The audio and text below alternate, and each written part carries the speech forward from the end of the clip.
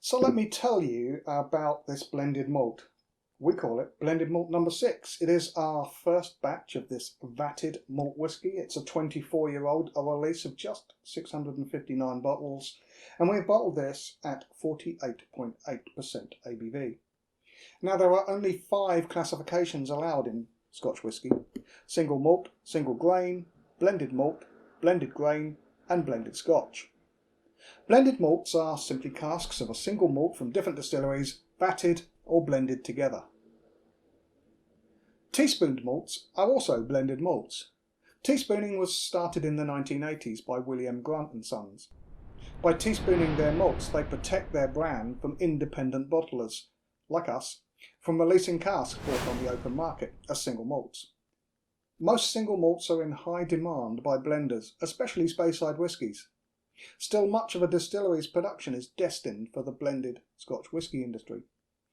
By teaspooning their base malt with a small amount of another malt, the sought-after distillery character remains. Now, key distilleries that teaspoon today are William Grant and Sons and Glen. In the trade, these teaspooned malts all have names. Burnside, for example, is Balvenie with a teaspoon of Glenfiddich. Wardhead is the other way round, Glenfiddich with a teaspoon of Balvenie. Westport was always Glenmorangie with a spoonful of Glenmurray. And who doesn't need a spoonful of Glenmurray every now and again? Alderney, Kininvie and Glenfiddich, and Dalrymple, Ailsa Bay, and allegedly Balvenie. Now this isn't a teaspooned malt. It is a vatted or blended malt. So just what's going on in this label? As I mentioned earlier, this is not a teaspooned malt. Therefore, our spoon that appears on a few of our other labels that are teaspooned malts doesn't appear on this label.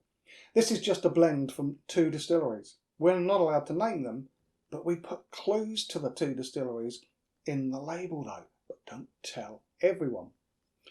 So what's the first thing you see in here is this lovely sign welcoming us to Souptown, a lovely town. Souptown. Campbell's Soup perhaps? Now Campbelltown fixed the bill.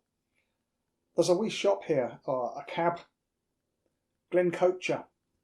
That sounds a little bit like Glen Scotia, maybe? Who knows? The Florist is called a Highland Bloom. Could that mean with a measure of? Who knows? And the bank. The Bonny Bank. BBB. The Bonny Bank. There's an old song, isn't there? You all can sing it along with me later. No, you don't want to hear me sing. The Bonny Bank of Loch Lomond. So is this a blend of Glen Scotia and Loch Lomond? Who knows? Who cares? But it tastes good.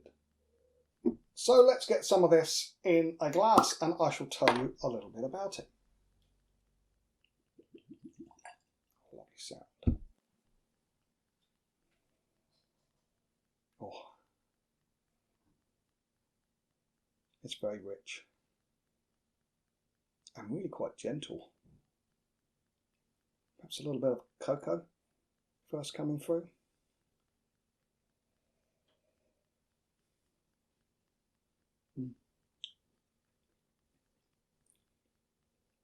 Quite spicy and quite oily as well. Go back to the nose. Yeah, definitely cocoa. Black cherry, nutty, hazelnut maybe, and that subtle spice coming through. A little bit of a oily smoke maybe. Delicious.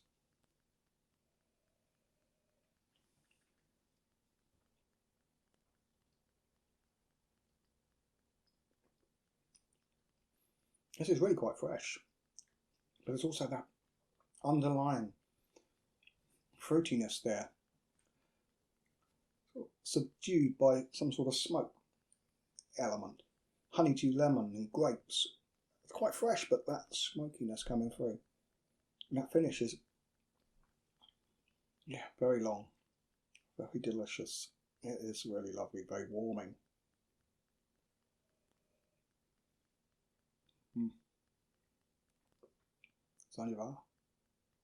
So that is a little bit about our blended malt number 6. you can safely assume that we have 5 blended malts before blended malt number 6. I hope you've enjoyed it. Cheers.